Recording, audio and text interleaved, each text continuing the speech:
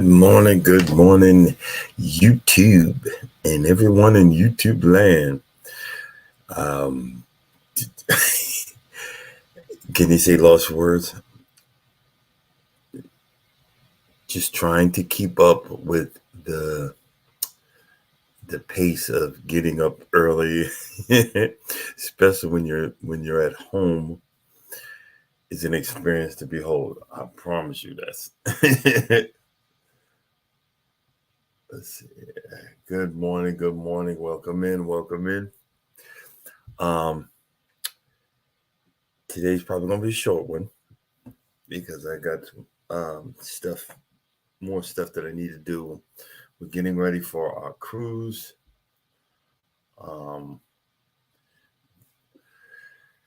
I believe I finished packing last night. Got the other stuff. Right now, I spent the evening looking for stuff to put on my door. You know, I'm gonna be broadcasting. Not broadcasting, but you guys know what I mean. I'm gonna be putting stuff on my cruise ship door. As you see right here, I got some letters. I had the missus get them from me. More letters with stickies on them. Flexible stencil, that one, and all this stuff is like stickers. I'll put that on the door. You know, little of these guys, and I'm gonna cut some of this stuff out. Got this one. Put that on the door. And we're going to be broadcasting early morning talk. I'm going to put that on the door. That one of me and the missus. And that one of my page. Wife gave me a printer yesterday. But it figures that the ink. So I had to just do black and white. I got about 4 or 5 of these. So I'm put them all over the door. You can scan those and go straight to my page. So we're doing that. Also, got a little ribbon. Yeah, I know. And let's see here. Tape the whole stuff on there. This. One more. And I'm going to be putting, since we're going to be on the Carnival Mardi Gras, I'm going to be taping this up and some of these guys. And I got some actually to wear on the boat. Hey, Charles, if you want some, I'm bringing some extras. So we will look the part on the Mardi Gras.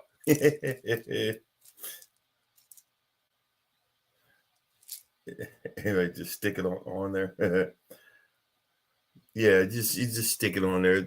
We're gonna be taping it, and I've always wanted to do it. I've seen other people,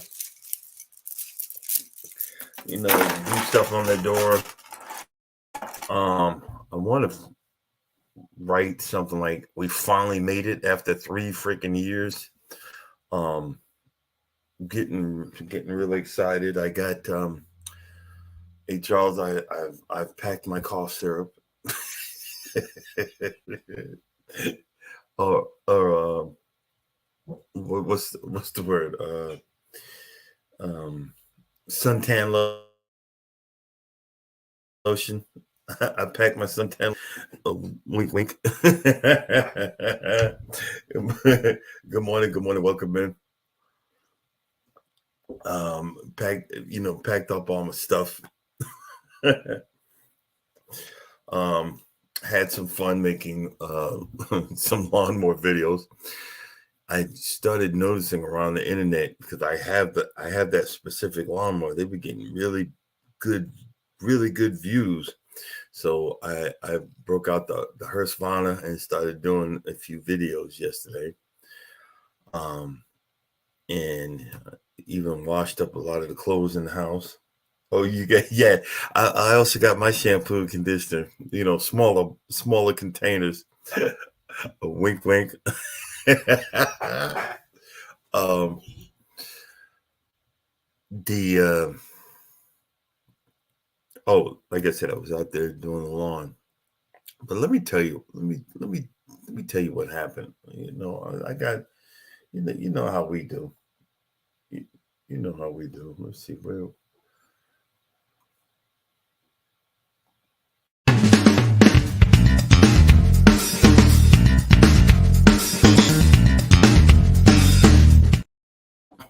Okay, I have a specific spot in my driveway, which is my property, guys, is my safe zone where I feel most relaxed.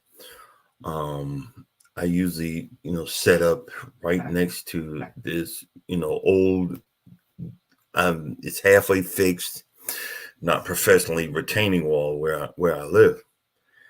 And it just didn't dawn on me because I took my glasses off, right? So I'm just sitting there and I'm looking on YouTube like, I got my glasses on. Then I realized I got my glasses off. So my wife, the missus comes out, she comes out the garage, goes to the left, puts the garbage in, and she motions to me. I thought she was just waving something, waving back. No, then she goes, look behind you. So I look behind me. There's this kid cutting through he's walking across, the neighbor doesn't live there no more. They moved down. But he's walking across their property. I mean, I live on a main road. And we don't have sidewalks. Like up north, northern areas, y'all got sidewalks. We don't have sidewalks here. I don't never figured that out. But he's walking in the middle and about to start walking on the middle part of my lawn. Now, first of all, I finally got my grass growing. I just cut it. And I'm relaxing and I'm coming down off of Old Beard 30. And this fool's walking across the middle of my lawn. I look over there. And I said, hey, you walking across my property. Oh, I'm sorry. And then he starts, can you tell me what? I said, hey, mother effer, you better take your behind up to the top of that street and walk and keep walking. Then he got, and it dawned on me. I said, this is the nut job that's been walking across my lawn. And I've been catching them on my camera. I was like, wonder who the heck is doing this? And this retarded kid, teenager, he just thinks that you just walk across people's property, and I'm like, what the heck? I'm trying to understand the mentality of that. You know what I'm saying? That part I don't understand. I just don't get it. These kids nowadays, I thought I had heard it when I was younger, but you walking across the middle of somebody's property, you get for entertainment purposes only. I'm just saying, unbelievable. And it just brought some stuff to memory about. I remember years ago when I was single, left my first wife, and I was just sitting. Yeah, I understand that, but it ain't safer for you to be walking in the middle of my yard. Do you see what I'm saying? That ain't safe. Now you walk on the edge, you walk on my grass up at the front. I'm not gonna say nothing because I know you don't want to be in the street. But other than that, get a bike, Uber, do something, but don't be walking in the middle of my property. You know what I'm saying? There's only 3 people allowed to be walking on my property. Me, my wife, and my son. Everybody else, no, man. If I walk, come out my front door and you walking right across my lawn. Now I can understand up at the street, but I live down in the cuffs, so you got to come do some effort to walk down a driveway and then walk and then cut across. You don't lost your dang mind. I don't know who thinks that's okay. You know, pick up a chunk of snow. Okay, I go. Oh my god. Yeah, it's no more than 3 feet from the curb. No, this guy he's about 20 feet from the curb, 20 or 30 feet from the curb. I mean, he was walking in, I got a row of trees on my front lawn. He was on the other side of the trees. I mean, I'm trying not to sound like an old geezer, but yo, what the heck? You don't do that. You don't walk. I was never brought up to be walking in the middle of somebody's property. You could just you get your behind hurt, and that it brought something to mind. I remember, I was out doing yard work, and I was walking into my garage, and heading the house for a minute, whatever. I was walking in the garage, and a freaking pit bull came out of my garage, and I startled him. He startled me. And hold on. Before I let me say that, it's a privilege. You own nothing. They own you own nothing. They own everything. Yeah, exactly. And I remember the dog took off. The dog took off, and I'm out here. I don't know if I had anything in the garage, but I was scared. I come banging on the front door. I'm banging and banging. She comes to know, hey, what's the matter? She says, there's a loose pit bull around here. And from where I was brought up, pit bulls ain't friendly. Okay. And I remember I walked in, I went in the house, and I calmed down, and I'm going in the garage, and I come out the garage, and I start walking around, and I got a claw hammer on me now. So I'm nervous and why you say you're nervous? Because I got mauled. I got mauled when I was younger by 2 Great Pyrenees, and they tore me up. But I didn't go down without a fight. I tell you that for sure. But I got mauled when I was younger, a young man, not a teenager, and I was screaming like a bitch. There was no bass in my voice, and I remember, I had came back out for the 3rd time, and the dog was right on the pit bull was. I told you about my retaining wall. He was standing right above the retaining wall, right there, and I freaked the heck out and ran back in the house again. Now, I'm already scarred from being mauled, so I break out my shotgun, and I'm on the phone with no, before I did that, I seen where the dog went and went to the people's house, right? And they weren't Mexican, but they were from South America somewhere.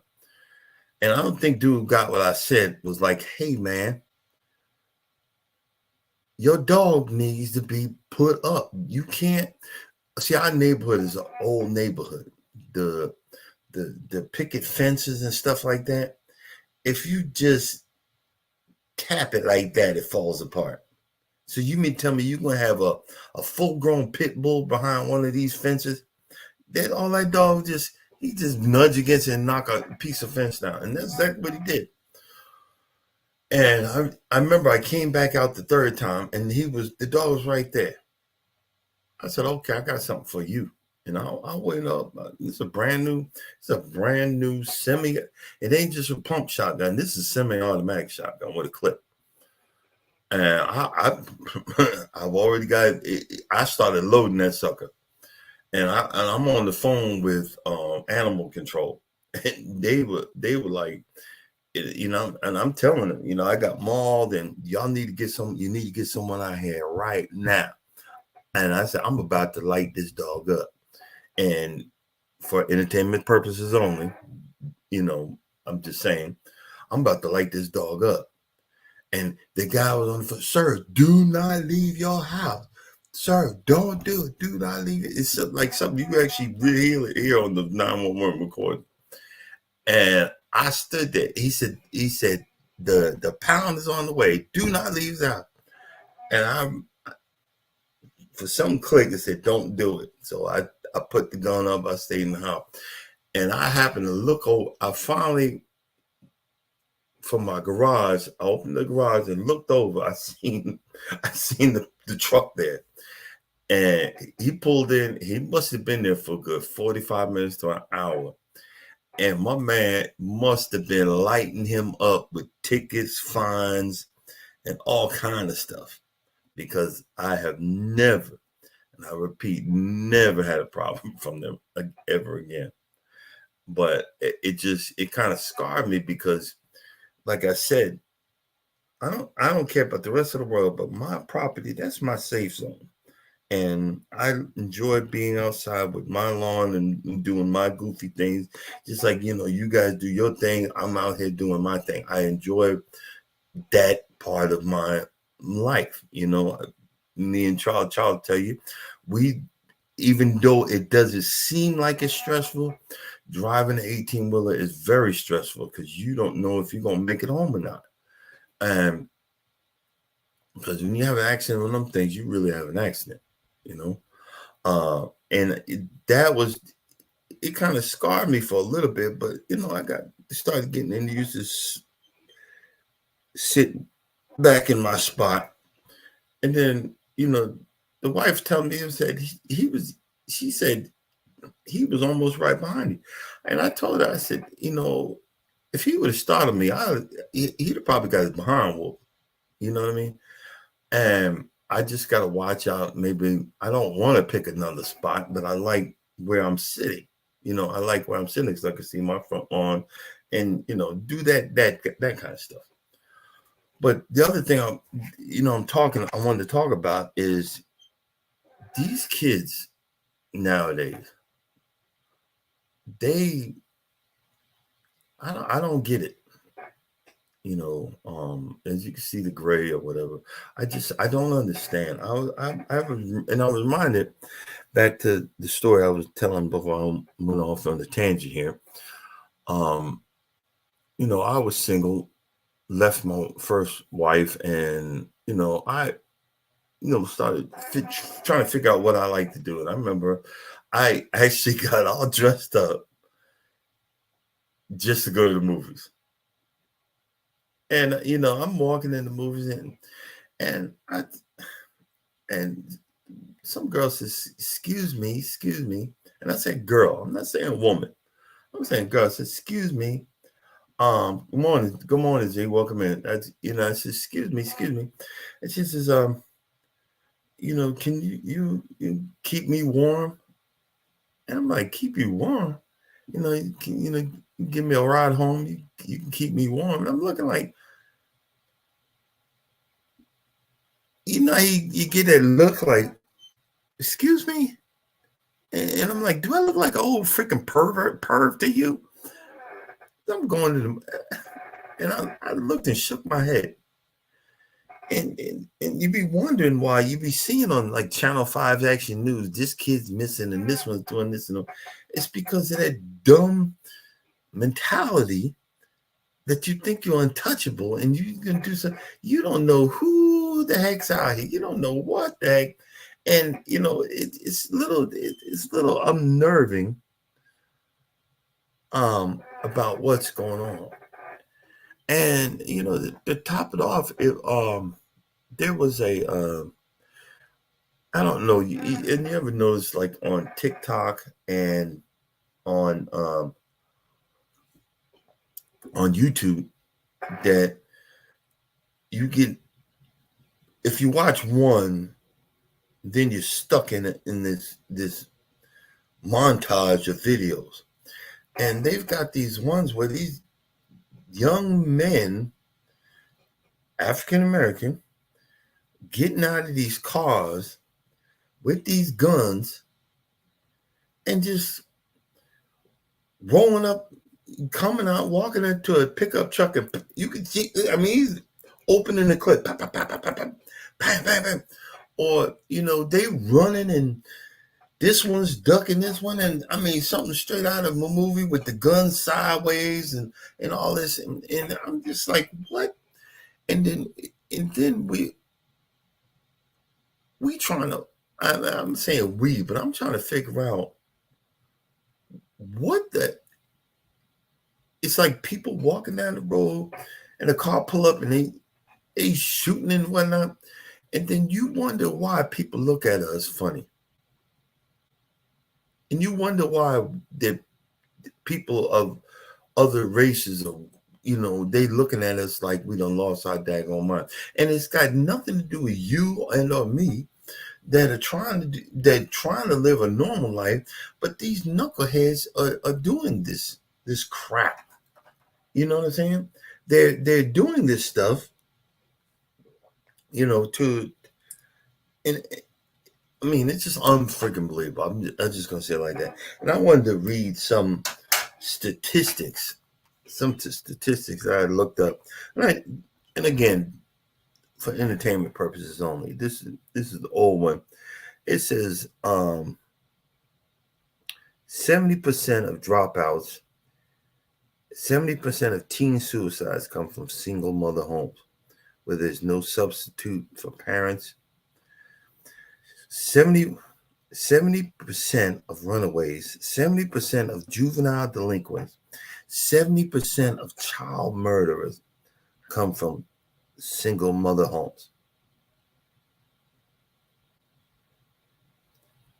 63% of all youth suicide, 70% of teen pregnancy, 70% of adolescent chemical and substance abuse, 80% of prison inmates, 90% of homeless and runaways.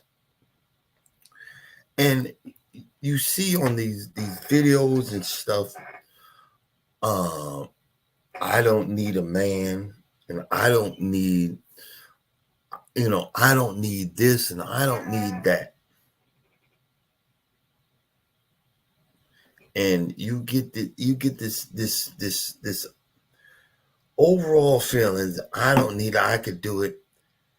And you see what's happening to our kids, and happening to the people that are out there, and then how these cops are attacking us. You know why they're doing that? It should be something in the mix that you get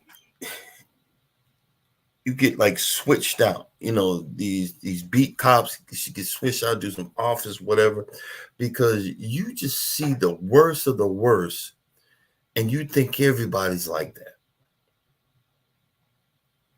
And then when one of these knuckleheads robs an old grandmother or shoots, beats up an older gentleman or even a younger kid that didn't deserve it,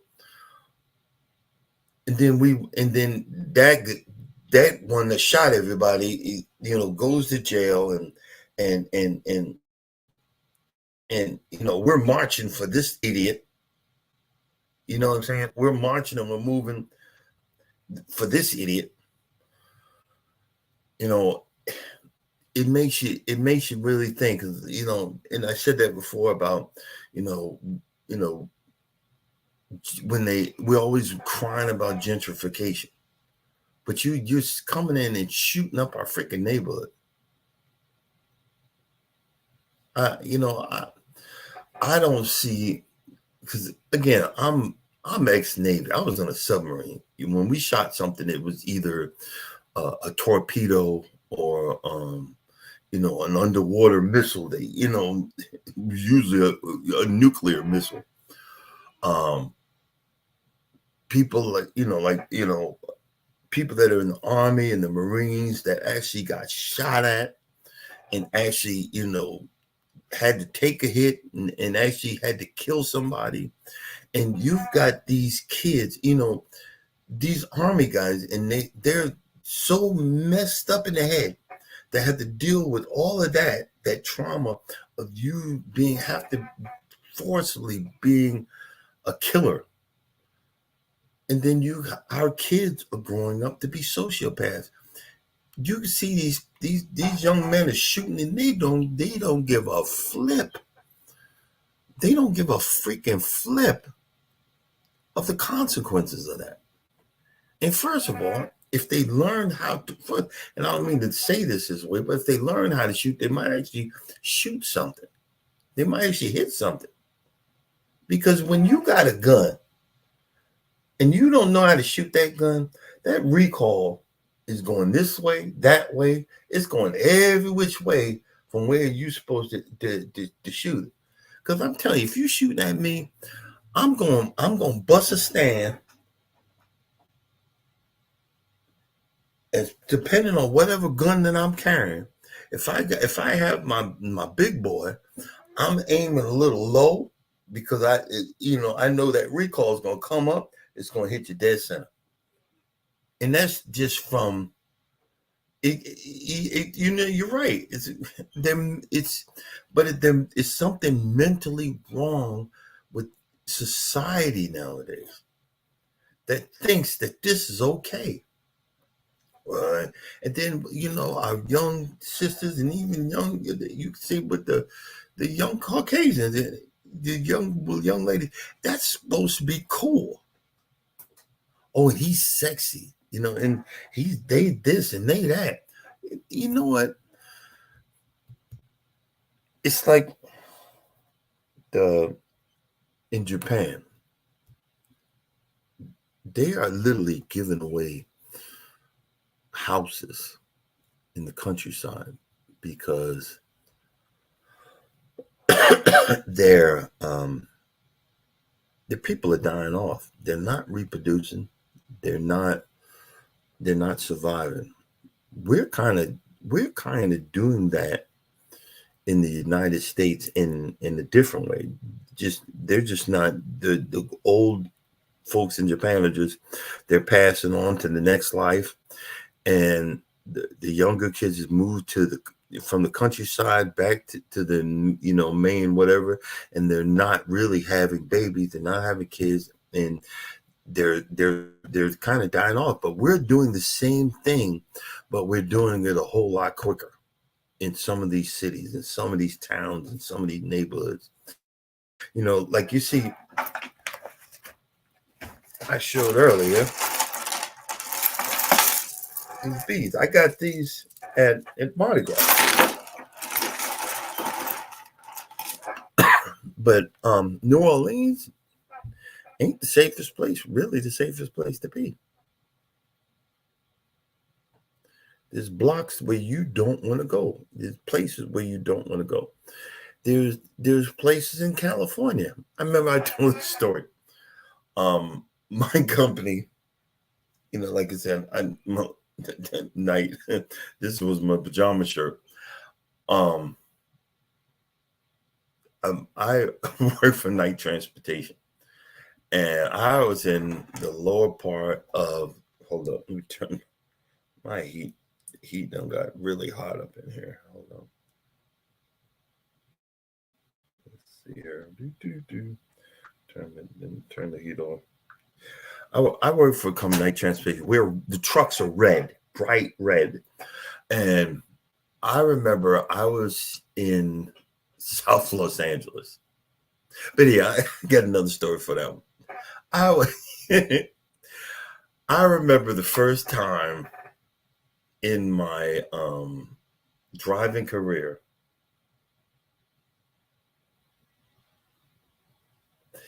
Yeah, no, the education, they're Deaf Santas. Notice I said deaf. that's a long.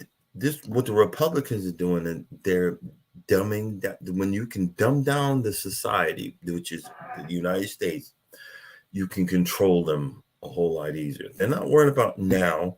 They're not worried about next year, the year after that. They're worried about 10, 15, 20 years down the line when you can change the narrative that there was no such thing as slavery. So we don't have to treat African Americans, Latinos, Indians, we don't have to treat them any better.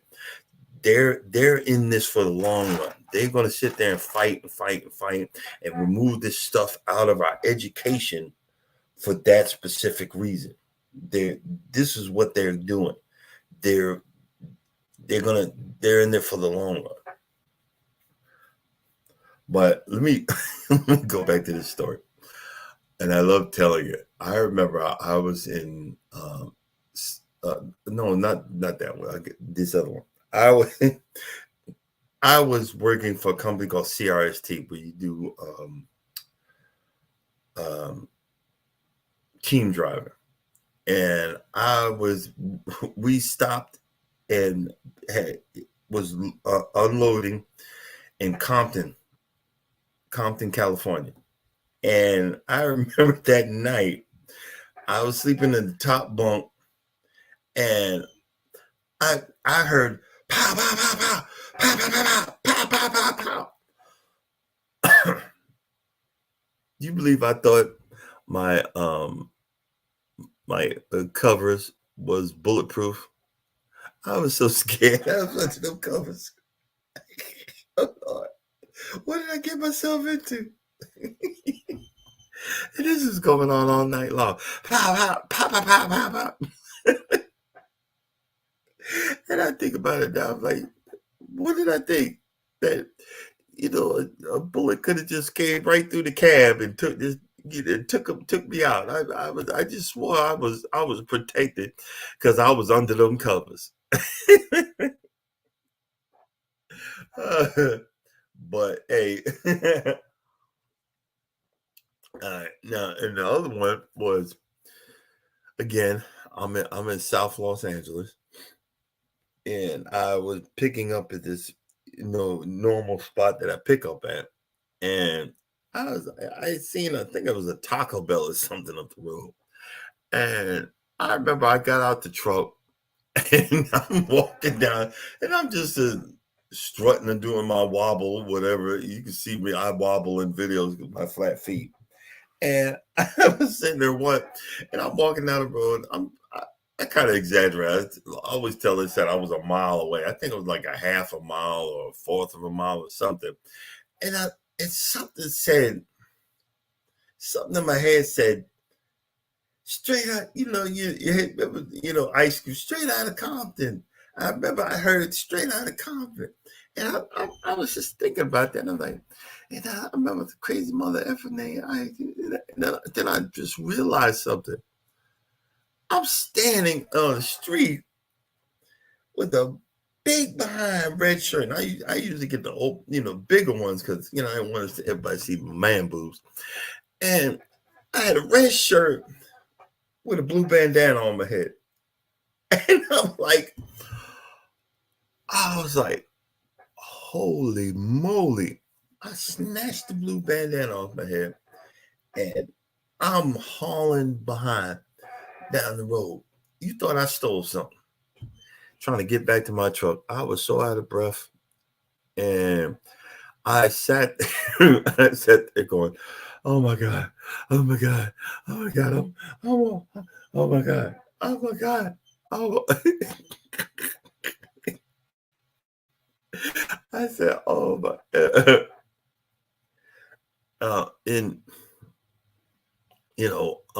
But back to, yeah, I know I'm all over the place. I'm ready for my vacation. I'm ready to get on this boat. Okay. But back to what you said there, Mike, about how hard they're fighting for education in Florida. We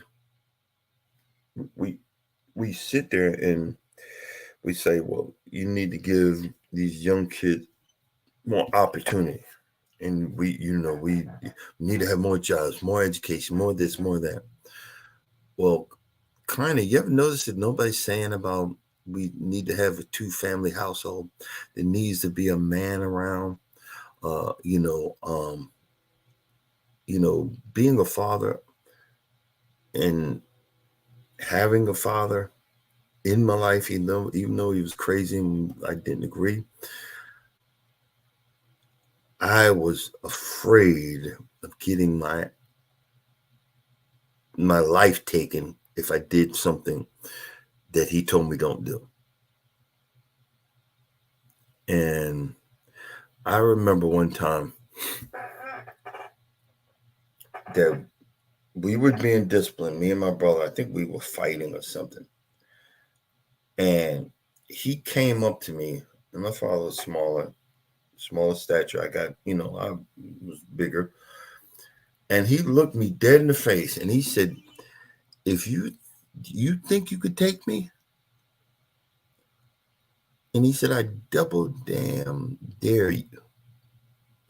And he hit me so fast. It was something out of a kung fu movie that the whole side of my face, like right here, like you see like that. And I'm light, high yellow, light skin. He hit me so fast that I didn't know I got hit until after we walked out of the room. And I had the welt, the hand mark of him slapping me. He hit me that fast. And, what am I saying when I say that? Young men need their fathers. They need to be not just disciplined, but needed to be guided in the right direction. There was one, I don't know if it was a football player or somebody, and the mother was, the father was there in discipline, and even the guy that said they were interviewing, he said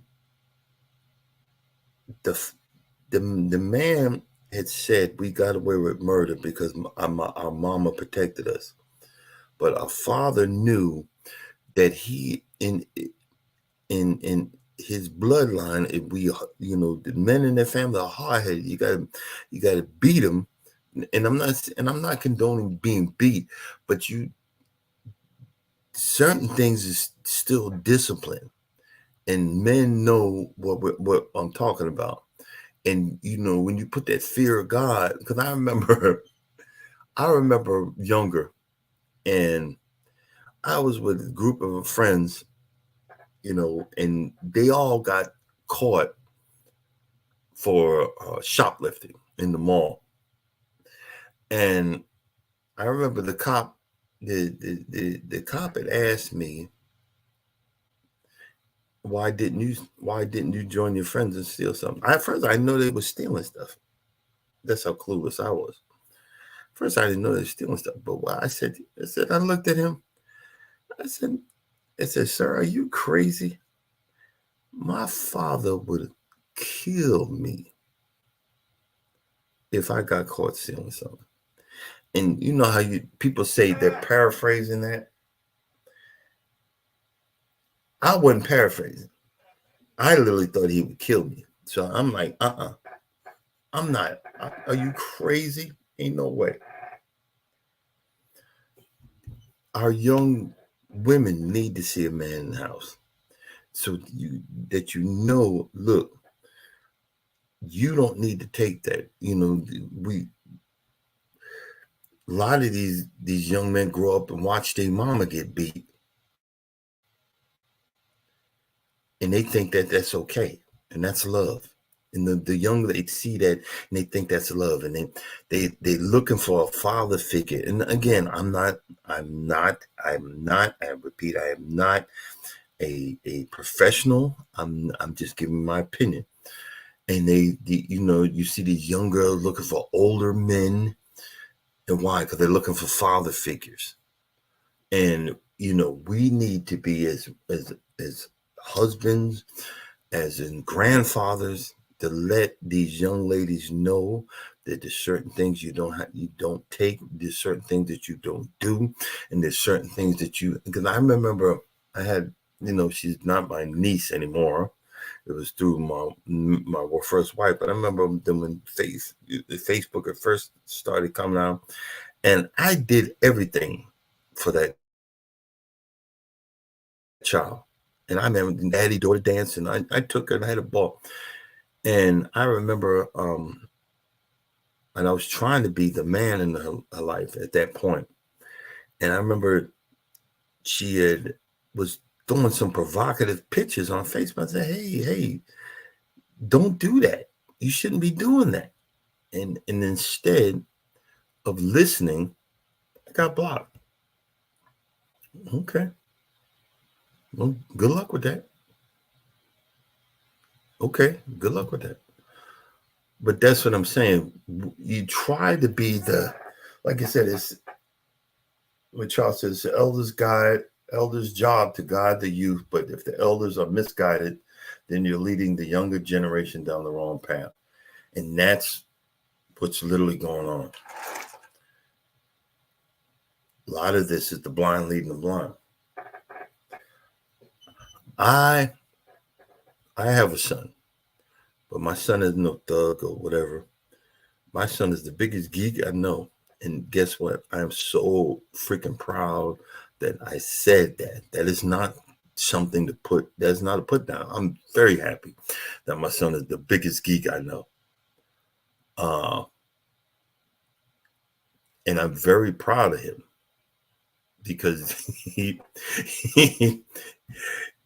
he's not quick to the draw because he gets that from me, but he's making his way. He's making his way through life. He's making his way, in the big picture. What you saying? My daughters tell me every man that runs up in their face is nothing. You can give me that. My daddy can't. He's not expecting nothing in return. Yeah. Hey, Mike. Charles ain't no joke. So when you mess with his kids, see, that's one thing I learned. It's one thing you learn as a friend. There's certain things you learn. There's two really important. So I'm gonna say this because I don't think I've ever said it to him. You don't talk about his wife. You don't talk about his kids. Or you definitely don't talk about his grandkids. Especially that granddaughter. Well, you get your mind killed. That man don't play. He don't play. That's why a lot of times he's like, blah, blah. Yes, yep. Mm-hmm. I know. Because you ever been around somebody where, they tap you or whatever, and you feel all that. You feel that. When that man, yeah, you funny. He got that. Charles got that. What's that strike? That country bunker strike. That the farmers got from lifting bales of hay. That's why when my wife wanted to go to certain places, she said, "Well, invite Charles and sit there. We'd be all right." Oh, okay. You invite them, huh? Okay, that what you say?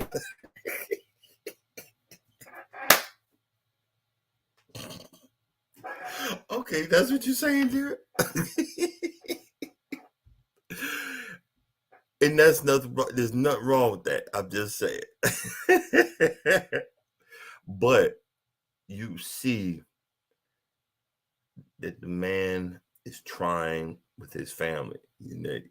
Every once in a while he'll say, them dang kids, but that's a good thing because you keeping up, you trying.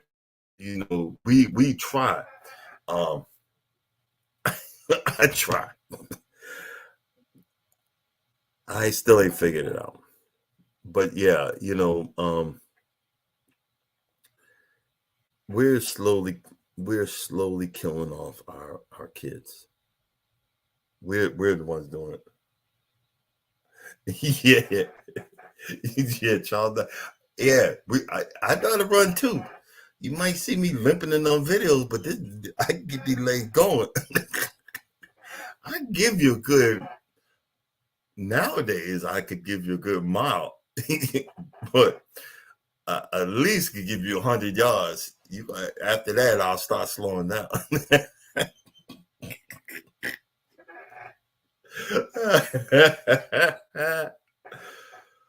Oh man, um, I gotta figure. I gotta figure out what I'm wearing tonight. Hey, Charlie. We're probably gonna be leaving the house around 10, so we're gonna get at your house around 11. So that'd be more than enough time because I know you you want to get your last minute sleep tonight. I understand. So I'm gonna say I'm gonna tell her that we're leaving. We got to be there at 10, so we'll probably be running behind. Oh man. um, I, I don't know. I'm a little excited. I'm a little excited. It's been a minute about.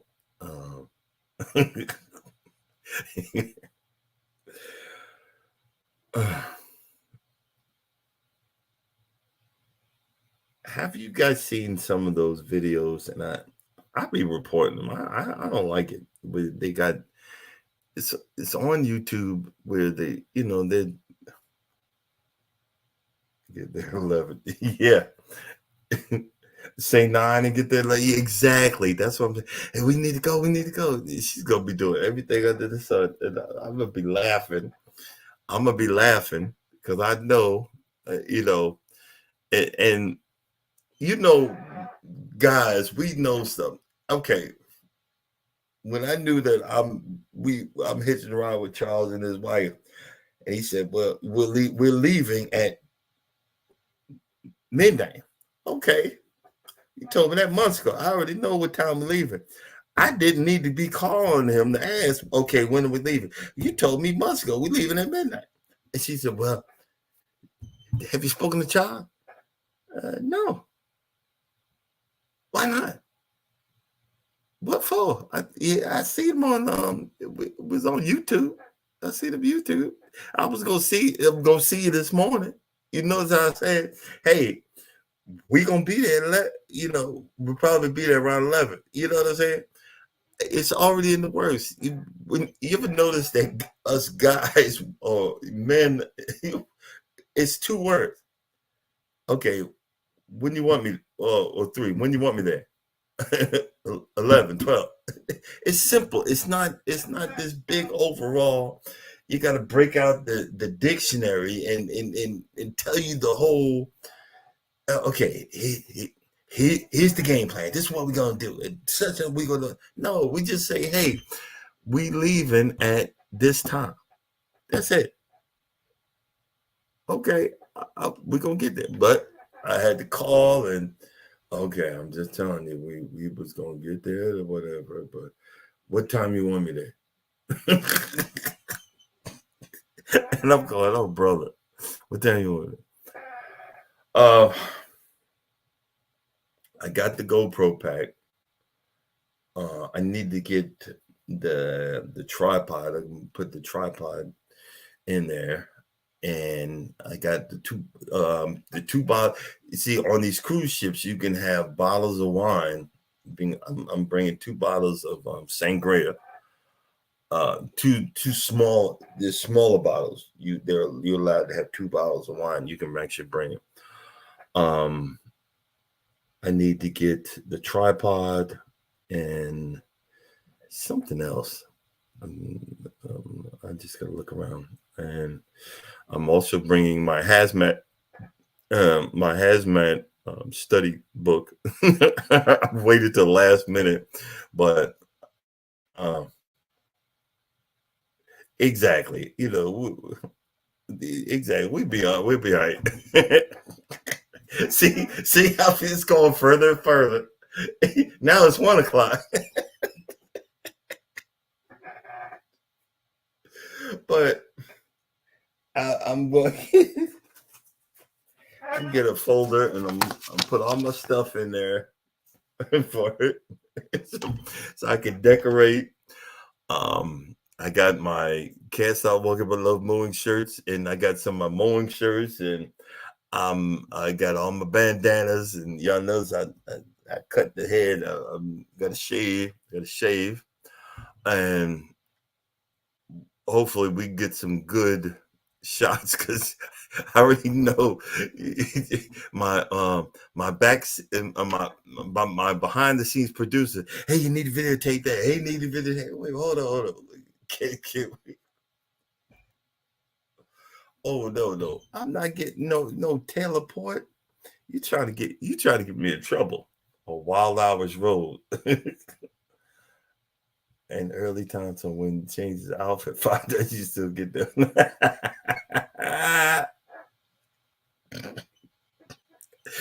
That is so true, bro. Oh, hey, Charles, you need to bring some Cisco. Y'all remember Cisco, huh? Liquid crack.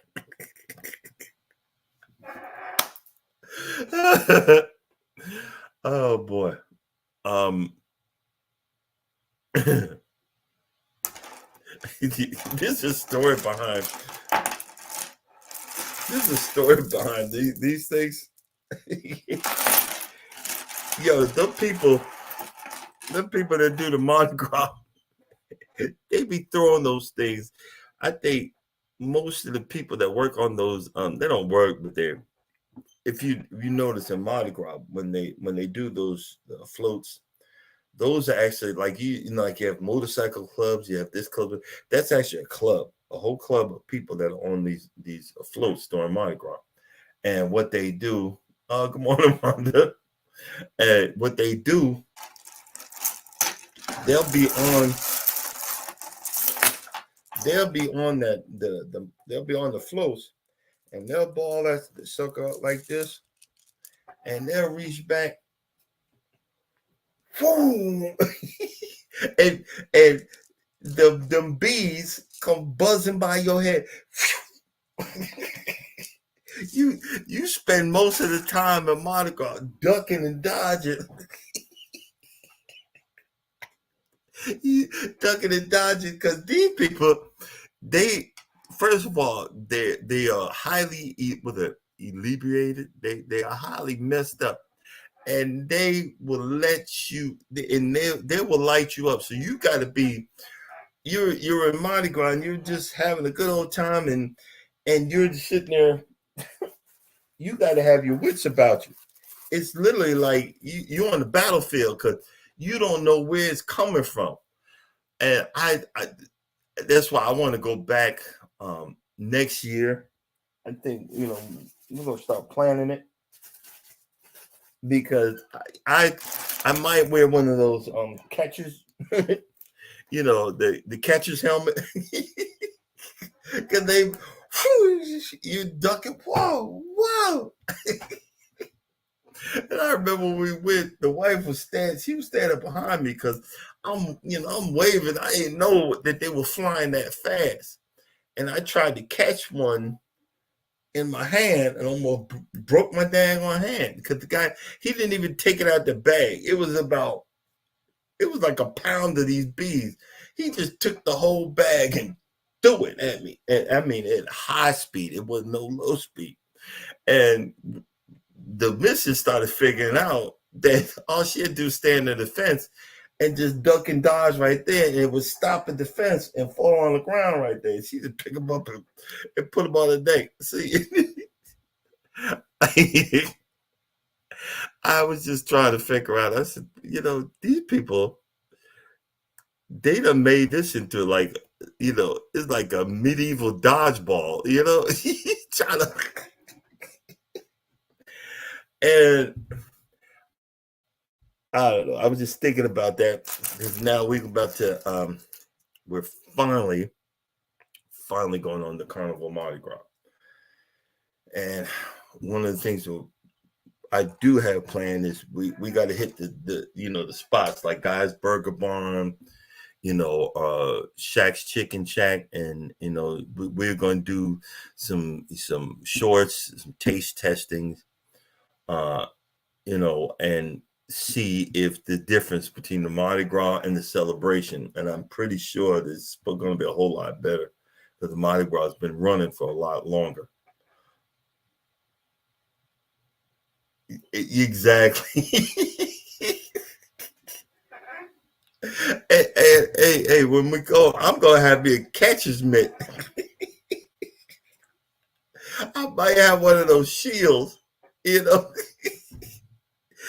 one of the medieval shields to block it if it gets too close.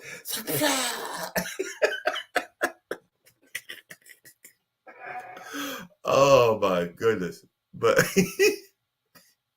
and the other thing that they do there, I don't know why they do this, but we had went to the we were we were walking on Bourbon Street, right? This is the middle of Mardi Gras. And I remember I just see I talk about alcohol, but I'm really not allowed to have too much without getting in trouble from the missus. And I remember I walked up to the bar and yeah, exactly right, Chill. I walked up to the bar and I said, excuse me, let me get a Michelob Ultra. But I think it was, no, I was drinking Bud Light at the time or something like that. I said, let me get a Bud Light or Budweiser. And the guy comes back with 4 bottles.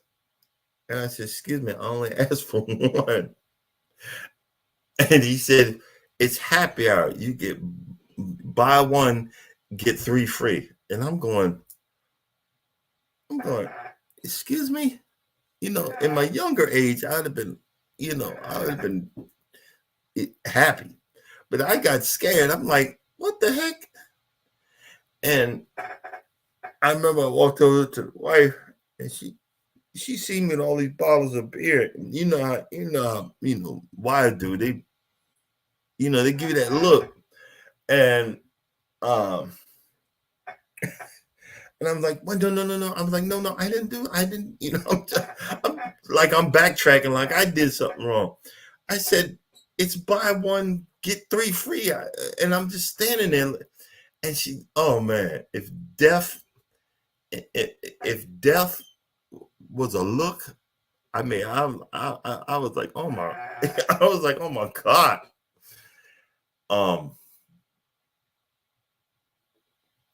The experience is just unbelievable. So, and also on the Mardi Gras, they got emeralds. We didn't have it last time because you got to actually pay for it, but we've got onboard credits. I'm thinking I'm going to try emeralds this morning. Not this morning, but Saturday. I'm gonna try emeralds and a few of the other places, and try to relax, and not be too judgmental because I've been on other people's lives when we talk about cruising.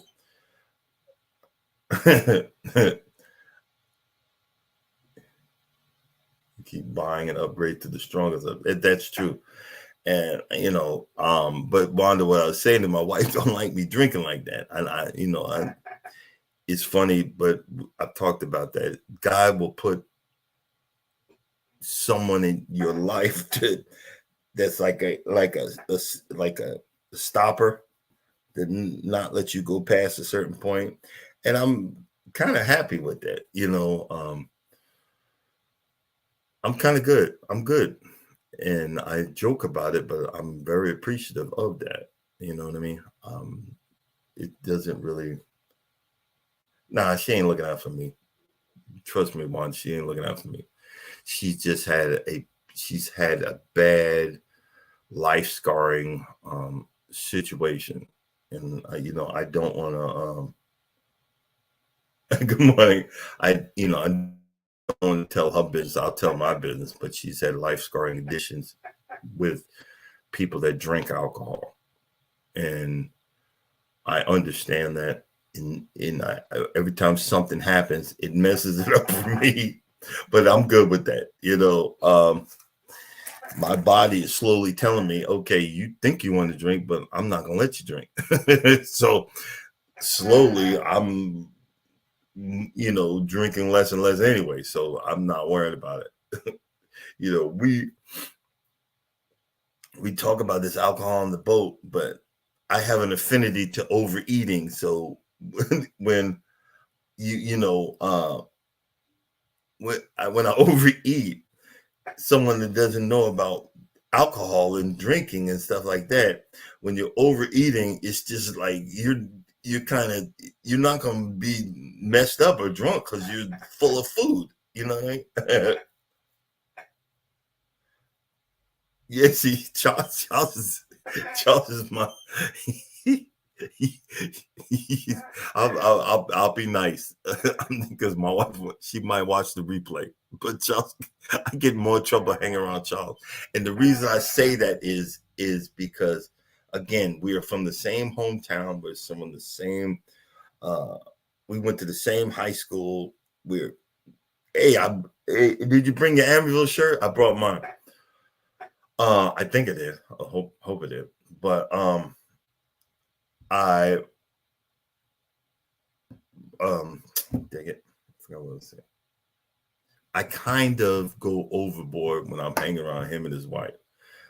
I have to watch it. I'm gonna be on high alert this cruise because I kind of raise my voice around my friend. Like, hey, F that, F bomb this, F bomb that, D word this, and S that, and I'm throwing profanities left and right. But if you actually been around New Yorkers, real honest to God New Yorkers, that's what you hear. Child don't do it, but honest God New Yorkers, that's what you hear. And there's a comedian that says that from Brooklyn, and I don't know why I do it. And it was brought out to me that said, she's thinking that ooh Lord, don't even say that word. Ooh God, I'm not even gonna tell that story. We ain't going there, brother. But if he ever tells you to drink that whatever he just wrote there, Charles just wrote there, walk away. To say that. But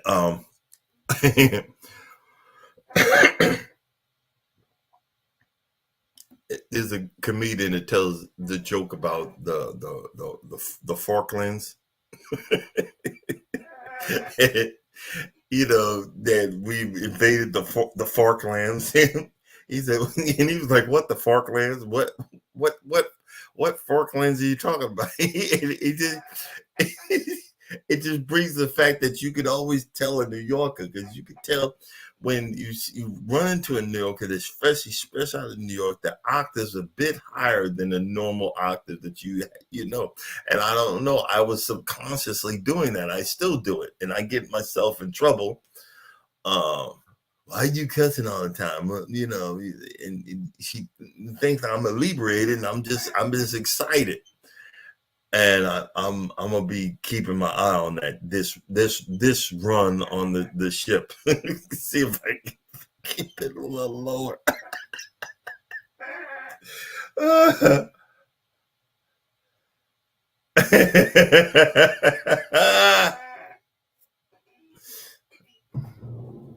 um,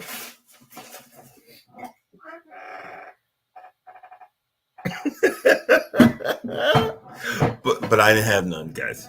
Just so you know, I got some stuff to do today. Hey, that's the voodoo juice. Nah, that's not the voodoo juice. But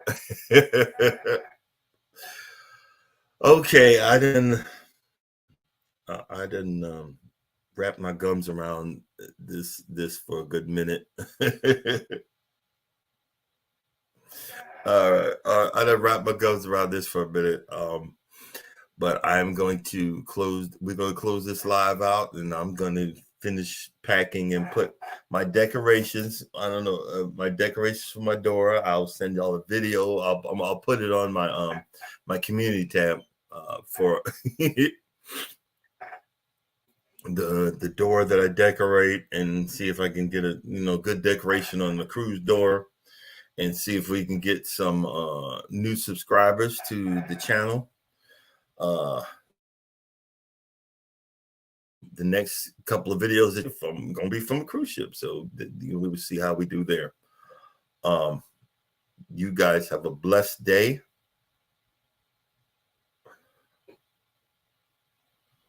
Ooh.